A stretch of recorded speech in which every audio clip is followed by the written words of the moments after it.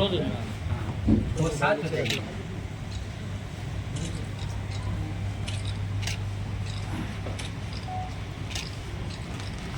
संत मंदिर सेक्टर 14, फिर सत्यनारायण शिव मंदिर नई अनाज मंडी, फिर गांधी चौक का श्री हनुमान मंदिर, फिर एफसी कॉलेज के पास श्री देवी भवन मंदिर और अंत में ग्रीन पार्क का संकट मोचन हनुमान मंदिर। यहाँ पर एक के बाद अलग अलग समय पर सवारी पहुँचेगी 11 तारीख को। और आप सभी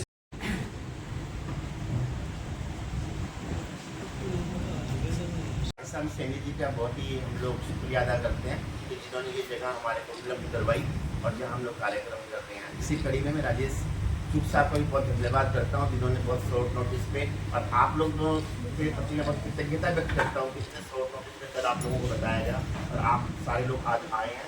आप लोगों ने इतने व्यस्त दिनचर्या में रविवार के दिन घर बार छोड़ के आए हैं, आप लोगों को बहुत बहुत धन्यवाद। मेरे तो राजीव बंसल जी हैं, राजीव बंसल जी एक ट्रस्टी हैं और मुख्य रूप से सारा कार्य देखते हैं वहाँ का। रघुवीर जी गोयल हैं, इनका ऑटो मार्केट में काम है और तिरुपति धाम का बहुत मुख्य रूप से काम देखते हैं। राजेंद्र जी लोहिया हैं, इनका अपना प्रॉपर्टी का काम है। और पीछे विजेंद्र जैन जी बैठे हैं हमारे। दिनेश पंडित जी वहाँ पे हमेशा आप लोगों को मिलेंगे, वहाँ पे जो रहते हैं। विक्रम गर्ग जी हैं, ये भी हमारे ट्रस्टी हैं। ये मोतीराम जी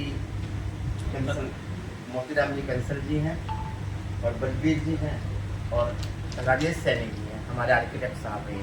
आप सभी से परिचित ही होंगे, साथ में हफ्ते लोग रहते हैं। तो आज जो मुझे आप लोगों से रूबरू होने का मौका मिला, तो मैं आपको ये बताना चाहूँगा कि तिरुपति धाम क्यों बना, पहले 2 मिनट में बता देता हूँ। ये दक्षिण भारत में तिरुपति बालाजी का मंदिर है, आप लोग जानते ही होंगे। तो तिरुमला में जो तिरुपति बालाजी का मंदिर है, तो वो रामानुज संप्रदाय से बिलोंग करता है। रामानुज संप्रदाय, रामानुज जी बहुत बड़े संत हुए हैं पूरे भारत में, तो उन्होंने उसको स्थापित किया था।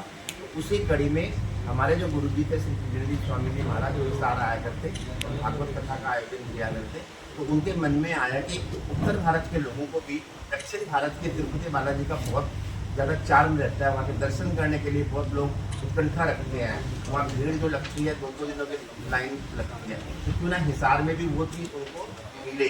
उसके लिए उन्होंने बहुत कोशिश करी, तो उसके लिए कुछ लोगों को उन्होंने चयन किया हिसार में, जैसे कुमार बिंदल जी थे और भी थे कई लोग, उन सबको लोगों को जोड़ा, उन्होंने जोड़ के उस धाम का निर्माण करने के लिए तिरुपति बालाजी से पत्थर मंगवाया गया। और सारा जो सामग्री है, भगवान जी के विग्रह हैं, वो विग्रह भी 2 तरह के होते हैं, एक अचल एक चल होते हैं। ये बहुत लंबी बातें होंगी, जब आप लोग अगर गए हैं तो अभी मुख्य रूप से जिस कार्यक्रम उसके लिए बताऊँगा मैं। तो दक्षिण भारत और उत्तर भारत को जोड़ने के लिए कार्यक्रम किया गया है। और मैं आपको बताना चाहूँगा पूरे हरियाणा में तिरुपति बालाजी का एक ही मंदिर, हिसार में जो इतना विशालता है, एक तिरुपति बालाजी का मंदिर और है कुरुक्षेत्र में, तो वो टीटीडी वाले जो हैं उन्हीं के द्वारा संचालित हुआ है। तो इस तिरुपति बालाजी मंदिर का अलग ही एक छटा है। और यहाँ जो भी कार्य हुआ है सारा दक्षिण भारत के आर्किटेक्ट लोगों ने किया है। और स्थापत्य कला का भी बेजोड़ नमूना है यहाँ पे। यहाँ की जो पूजा पद्धति होती है वो भी दक्षिण भारत के अर्चक लोग इसकी पूजा करते हैं। अभी भी जो हमारा ब्रह्मोत्सव होने जा रहा है, इसके लिए दक्षिण भारत से एक टोली आएगी, तो तिरुपति बालाजी में भी वही पूजा करवाती है, जो वहाँ पे आराधना करवाती है अर्चक के रूप में, वही लोग इसको आयोजन करेंगे। तो ये देखने देखने का लिए ये भावनात्मक चीज़ है। तो ये जो ब्रह्मोत्सव का कार्यक्रम होने जा रहा है, तो मैं आप लोगों से आज हिसार में कार्यक्रम करने का हमारा इसलिए हुआ कि आप लोग सभी वहाँ जाएँ, क्या नाम है, तिरुपति बालाजी में, और आप लोगों का समय लगता है, लोग पहुँच नहीं पाते, तो हम लोगों ने यहाँ बीच में एक मध्य रास्ता चुना और आप लोगों को यहाँ बुलाया कि आप लोग सारे इकट्ठे हो जाए, आप लोगों का भी समय खराब ना हो। लेकिन मैं ये चाहूँगा कि आप लोग पूरी समाज में, जनता में इस बारे में अवगत करवाएं।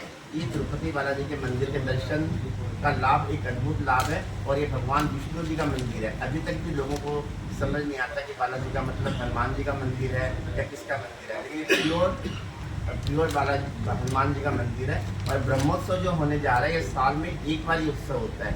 हर तिरुपति बालाजी के मंदिर में भी अगर आप स्टडी करेंगे तो आपको मिलेगा ब्रह्मोत्सव का बहुत महत्व होता है। जो भगवान ब्रह्मा जी ने भगवान विष्णु का उत्सव मनाया था, तो ये उत्सव उस तरह से ही मनाया जा रहा है। इससे पहले दिन अभी किया हुआ कि विश्वसेन जी महाराज हैं, वो मार्ग का अवलोकन करेंगे कि भगवान जी कहाँ कहाँ पर जाएंगे। कहाँ पर जाएंगे। तो विश्वक्सेन जी गणेश जी का अवतार, गणेश जी से भी बड़े, मतलब एक विश्वक्सेन जी में अनेकों गणेश जी समाये हुए हैं। हम लोग ये मानते हैं कि भगवान विष्णु का रूप गणेश जी है, उसी का रूप माँ दुर्गा है, उसी का रूप सारे भगवान उसी के अंदर समाहित है। हम लोगों का एक में यही धारणा है रामानुज संप्रदाय के अंदर जो विष्णु भगवान जी का है। अब जैसे कि पहले दिन विश्वक्सेन जी महाराज जो हैं वो अवलोकन करेंगे मार्ग का, और उसके लिए सुबह और शाम दोनों समय बहुत ही सुंदर भगवान की झांकियाँ निकलेगी। फिर जैसे अगले दिन उन्होंने दिया हुआ है कि पूर्ण कोटि की सवारी, शेष वाहन की सवारी, तो पूर्ण कोटि की सवेरे ना, पूर्ण कोटि की सवारी सुबह निकलेगी, और शेष वाहन की सवारी, शेष वाहन का मतलब शेषनाग जिसको बोलते हैं। जैसे मैं आपको बताना चाहूँगा कि शेषनाग हो या चंद्र प्रभा हो या सूर्य प्रभा हो, आप लोग इनको पढ़ेंगे तो ये केवल बोलने के लिए नहीं है। जो शेषनाग का मतलब जिसने पूरी पृथ्वी को अपने ऊपर ले रखा है, उसके ऊपर भगवान की सवारी निकलेगी। इसका एक महत्व है, प्रतीकात्मक रूप से इसका बहुत बड़ा महत्व है, इसका दर्शन करने का बहुत लाभ है अपने को। इसका यही मतलब है। सूर्य प्रभा का भी मतलब यही कि सूर्य की प्रभा, सूर्य की किरणों में जो भ्रमण करते हैं, ऐसे भगवान जी का सूर्य प्रभा के माध्यम से भ्रमण करेंगे। और वैसे चंद्र प्रभा का महत्व है कि चंद्र की जो किरणें हैं उसमें भगवान जी का भ्रमण होगा। तो इस भ्रमण को देखने का सबका मतलब आप लोगों को मतलब यही तो आमंत्रित करते हैं कि आप लोग सभी लोग आइए। और मैं उसके बाद ये बताता हूँ, जैसे तिरुपति वाले तिरुमला में जब ये ब्रह्मोत्सव चलता है, उस वक्त हर आदमी इस रथ को हाथ लगाने के लिए लाइन करता है। अपने हाथ में भगवान खुद आए हैं और आप लोग को इसका फायदा उठाना चाहिए। और ये बात अगर आप समाज में के माध्यम से सब लोगों को बताओगे तो बहुत बढ़िया रहेगा।